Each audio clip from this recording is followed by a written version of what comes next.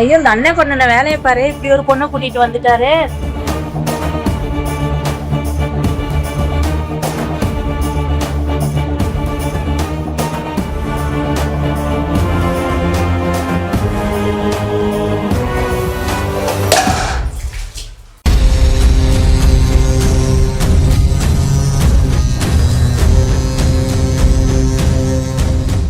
பாவி மனுஷா, என்ன காரியம் பண்ணிட்டு வந்திருக்க? வயசான காலத்துல உனக்கு இதெல்லாம் தேவையா? ஏண்டி அந்த ஆளுக்குதான் அறிவு இல்ல, உனக்கு எங்கடி போச்சு புத்தி? பல்ல காட்டிட்டு வந்து நிக்கிற. ஏய், கல்யாணம் எத்தனை வருஷம் ஆச்சு? ஒன்னால ஒரு பிள்ளை புத்து கொடுக்க முடிஞ்சா? இந்த சொத்தெல்லாம் யாரு ஆண்டு அனுபவிக்கிறது? அதுதான் புது கல்யாணம் பண்ணிட்டு வந்திருக்கேன். இவன் எனக்கு பிள்ளை புத்து கொடுப்பா, எனக்கு வாரிசு வந்துடும். யோ, புள்ள பாக்கியங்கிறது கடவுள் பார்த்து கொடுக்கறதையா? பெத்தவங்க பண்ற புண்ணியம் தான் நமக்கு புள்ள பாக்கியமே. அவங்கள விடு, நீ பண்ண பாவம் தாயா, நமக்கு பிள்ளைங்களே இல்ல. அது கூட தெரியாம நீ இப்படி பண்ணிட்டு வந்து நிக்கிற. நீலாம் நல்லா இருப்பியா? ஏய், என்னடி பேசிட்டு இருக்க? எங்க அப்பா அம்மா புண்ணியம் பண்ணாம நான் இந்த அளவுக்கு வசதியா வாழ்ந்துட்டு இருக்கேன். போய் ஆரத்தி எடுத்துட்டு வாடி, போடி. ஆரத்தியா? ஆரத்தி ஒண்ணுதான் உனக்கு கேடு. நல்லா வாழ போறவங்களுக்கு தாயா ஆரத்தி, வரவேற்பு, சாங்கிய சடங்கெல்லாம். நாசமா போற உனக்கு எதுக்கு ஆரத்தி? நீலாம் விளங்கவே மாட்டேன். உன் கூட ஒரு நிமிஷம் நான் வாழ மாட்டேன். எக்கேடு கேட்டு போ. போ போ. உங்களோட வாழ்ந்ததெல்லாம் போதும். உன்னை எப்படி வெளியே அனுப்புறேன்னு நினைச்ச? நீயா போயிட்ட. நாசமா போறவடா. 10 நிமிஷம் ஆக விட்டா பழிச்சிரு. ஆரத்தி நான் எடுத்துட்டு வரேன்.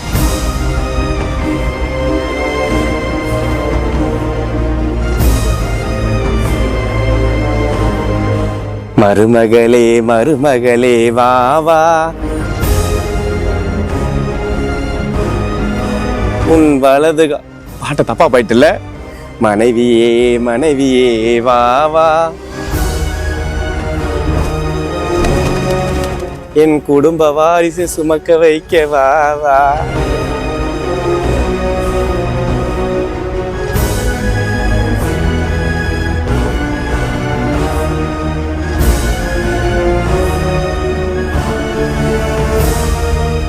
ஏய், அங்க எங்கடி போற? பெட்ரூம் இங்க இருக்கு, வா. இங்க இப்பவே வா. ஏய், நம்மளுக்கு என்ன ராத்திரி பகலு? அதுக்கு தான் கல்யாணம் பண்ணது.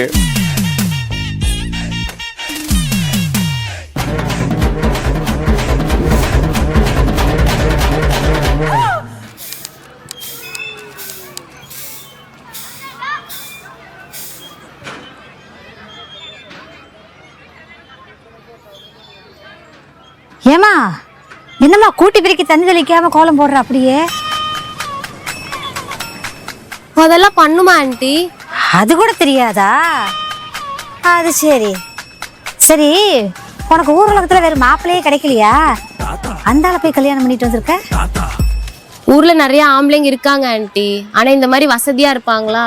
கடைசி வரைக்கும் தின்னுட்டு உட்காந்துக்க வேண்டியதுதான்.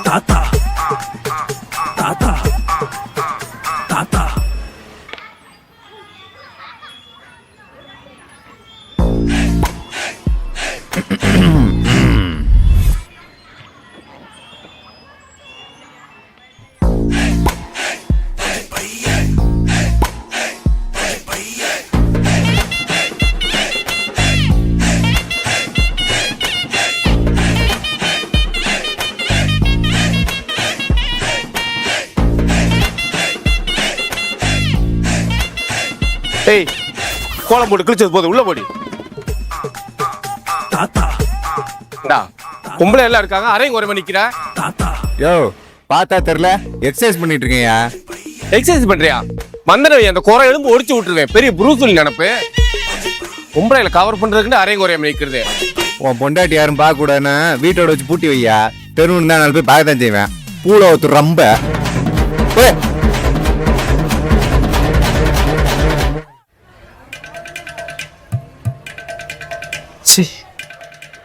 வயசான காலத்துல சின்ன பிள்ளைய கல்யாணம் பண்ண தப்பா போச்சு. ஏய் ஏய், என்னடி ட்ரெஸ் இது? நல்ல சோள காட்டு பொம்மைக்கு தச்சு போட்டது மாதிரி. வேற ட்ரெஸ்ஸே போட தெரியாது உனக்கு? இனிமேல் இந்த மாதிரி ட்ரெஸ் போட்டேன்னு வையே, ட்ரெஸ்ஸோட சேர்த்து ஒன்னையும் பெட்ரோல் ஊற்றி கொளுத்தி விட்டுருவேன். ஆளு போடி.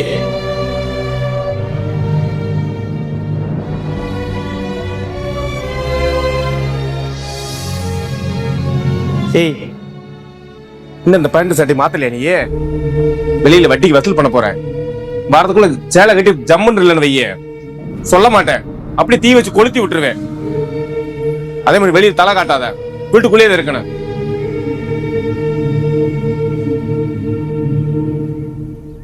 வெயில் இந்த போடு போடுது. கொடை எடுக்காம வந்துட்டேன். கொடை எடுத்துட்டு வந்துருவோம். நீ தண்டை பண்ணிமானே ஆள்ல நேரம் மொத்தம் வீட்டுக்குள்ள போயிட்டு வர. என்னடா அப்பா வட்டி காசு கொடுத்துட்டு வர சொன்னா. அப்பா வட்டி காசு கொடுத்து சொன்னா வாசல்ல கொடுக்க வேண்டியதானே? வீட்டுக்குள்ள போவியாக்க? அவங்க தான் கூப்பிட்டாங்க. அவங்க கூப்பிட்டா நீ உள்ள போயிருவியாக்க? தைரியம் உனக்கு என்ன உன் பொண்டாட்டி பண்ண உனக்கு நம்பிக்கை இல்லையாண்ணே? யாரா சொன்ன ஏன் பொண்டாட்டி? அவன் உன் பொண்டாட்டி இல்லையா? என்ன தெருவு அப்படிதான் சொல்லுது. அன்னைக்கு நீ கூட தாலி கட்டி உள்ள கூட்டு போனியானே? ஏய், அவனை வீட்டுக்குள்ள விட்ட? பணம் கொடுக்க வந்தாங்க. பணம் கொடுக்க வந்தா வெளியில போய் வாங்க வேண்டியதானே? வீட்டுக்குள்ள விடுவியாக்க? தரம் தெரியாம நீங்க தானங்க வெளியில போக கூடாதுன்னு சொன்னீங்க. ஓ, நான் சொன்னதுல அப்படியே கிளீனா பண்ணிட்டப்ப ட்ரெஸ் என்ன மாத்திருக்கியா? போ, கொடை எடுத்துட்டு வா.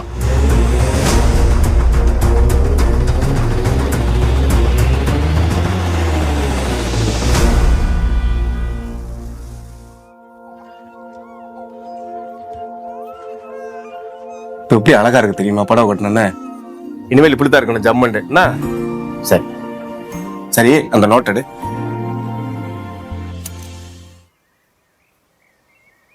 என்கிட்ட கொடுக்குற, நீ தான் எழுத போற. எழுது. உங்களுக்கு எழுத படிக்க தெரியாதாங்க? எனக்கு எழுத படிக்க தெரிஞ்சதுக்கு உங்ககிட்ட சொல்றேன். எழுது. அவருக்கு நடி அவ எழுதிட்டு இருந்தா. கந்துவட்டி கொடுக்காதீங்க, பாவ பணம் தான். ஆனா அவளே தொலைஞ்சு போயிட்டா. சரி எழுது. ராமசாமி 40,000. கிழவனுக்கு எழுத படிக்க தெரியாதா? இதுதான் படிக்கணுங்கிறது. தீபன் கல்யாணத்துக்குன்னு பணம் வாங்கினேன். கல்யாணம் முடிக்கல, ஒன்றும் முடிக்கல.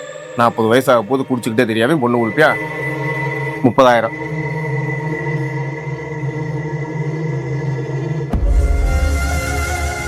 அப்பா கடவுள் கண்ணை திறந்துட்டாரு. வாரிசு உறுதி.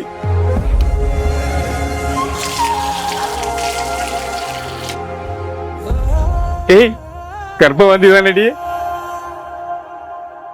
இது மத்த வாந்தி மாதிரி தாங்க, கர்ப்பவாந்தி இல்லைங்க. கர்ப்பவாந்தி இல்லையா?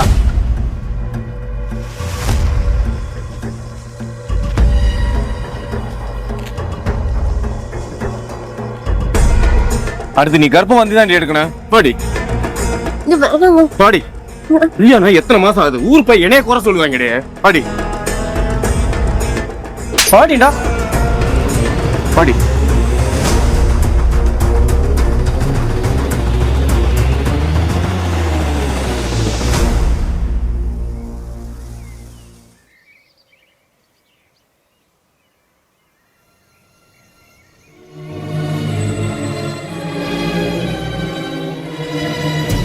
என்ன வீடே காலியா கிடக்கு? மாதவி எங்கடி போன? மாதவி காணா, வீடு காலியா கிடக்கு. என்ன மஞ்சளா? என்ன ஓனர் நம்ம சத்தம் போட்டுட்டு இருக்கு? என்னண்ணே உனக்கு விஷயமே தெரியாதா? சொன்னதானே தெரியும். மேல் வீட்டுல குடியிருந்தால ஒரு கண்ணாடிக்காரி பையன். ஆமா, அவர் ராத்திரியா வீட்டை காலி பண்ணிட்டு போயிட்டானாமண்ணே. 2 மாசம் வாடகை வேற கொடுக்கலையாமா. இதுக்குத்தான் சல்லி பையலுக்கு வீடு வாடகை கொடுக்காதுன்னா கேக்குது அந்த அம்மா. காசுக்கு அதை வாடகை கொடுக்குது, அனுபவிக்கிட்டு.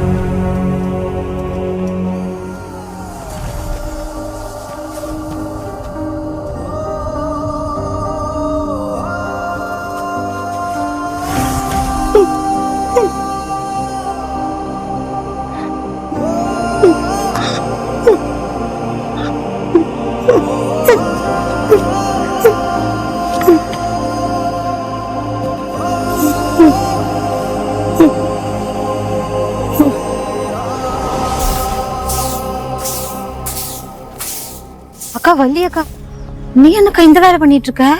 என்னடி பண்ண சொல்ற? கட்டின புருஷன் சரியில்லைன்னா வைத்த பொழப்புக்கு எதனாலும் பண்ணிதானே ஆகணும். எனக்கு அப்பவே தெரியும், அந்த ஆளு உனக்கு பண்ண துரோகத்துக்கு தான் இப்படி நடந்திருக்குன்னு நினைக்கிறேன். என்னடி சொல்ற? இப்போ உனக்கு விஷயமே தெரியாதா? அவர் ஒரு பிள்ளைய கல்யாணம் பண்ணிக்கிட்டு வந்தாருல்ல, அந்த பொண்ணு சொத்துக்காக தான்க்கா ஆசைப்பட்டு வந்திருக்கு. இப்ப சொத்தையெல்லாம் அவர் சுருட்டிட்டு எதிர்த்து விட்டு பையனோடு ஓடி போயிருச்சு. அந்த அதிர்ச்சியில அவரு இப்ப பக்கவாதம் வந்து கிடக்குறாருக்கா. பீ மூத்திரத்தோட நாரிட்டு கிடக்குறாரு, பாக்குறதுக்கு யாரும் இல்லாம. எங்கக்கா போற?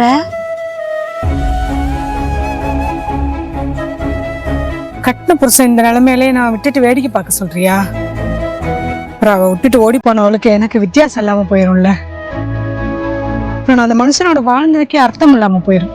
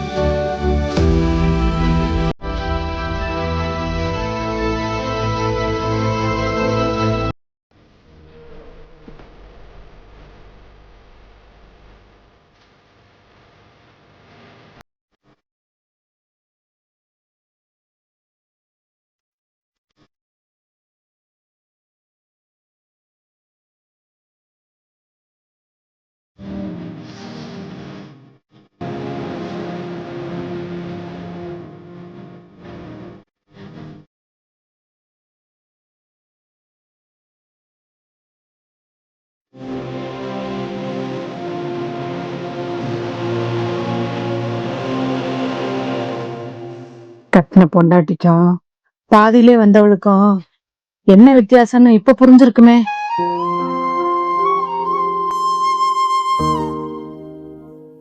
எதுக்கு அழுகுறீங்க? சொத்து போயிடுச்சுன்னா, கூல படுக்கிறதுக்கு ஆள் இல்லாம போச்சுன்னா சொல்ல முடியல. புள்ள பாக்கி இல்லைன்னு நீ ஒருத்தைய கட்டிட்டு வந்தியே, புள்ள பெத்துக்க முடிஞ்சதா? இவள மட்டும் இல்ல, நீ எவள கட்டிட்டு வந்தாலும் உன்னால புள்ள பெத்துக்க முடியாது. எங்களுக்கு குறைன்னு நீ நினைச்ச, எங்க 2 பேத்தையுமே கட்டி உன்னால புள்ள பெத்துக்க முடியலையே. அப்பவே நீ தெரிஞ்சுக்க வேணா, குறை எங்களுக்கு இல்ல உனக்குதான்னு. என்ன பாக்குற? உண்மையை ஏத்துக்க முடியல.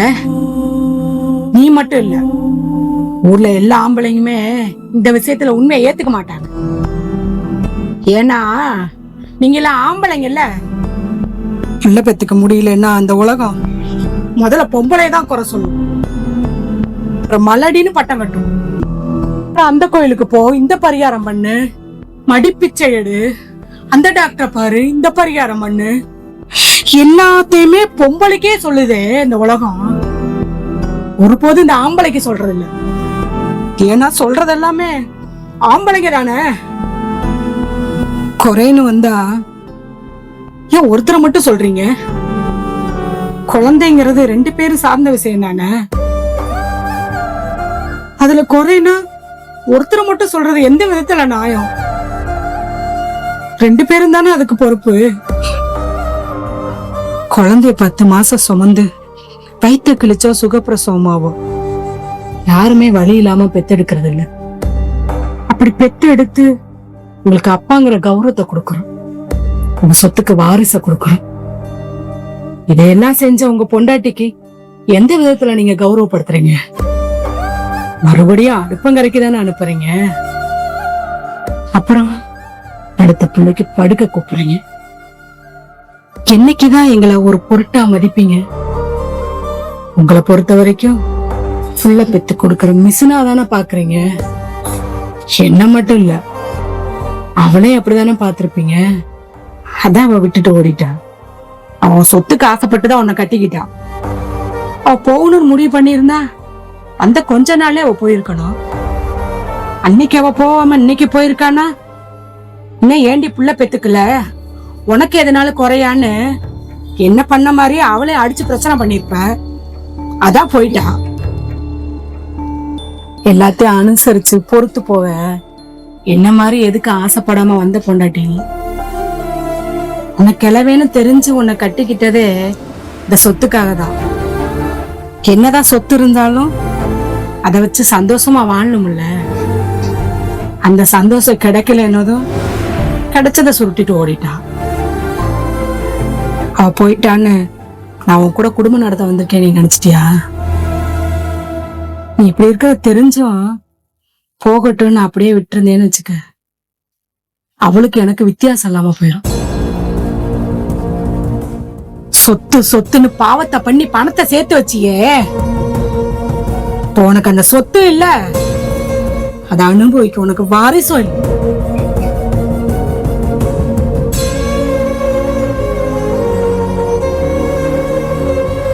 பாவத்தை பண்ணி பணத்தை சம்பாரிச்சோன்னு வச்சுக்க, இப்படிதான் கடைசி காலத்துல பீயும் மூத்திர அள்ள கூட ஆள் இல்லாம நாரி கிடக்கும்.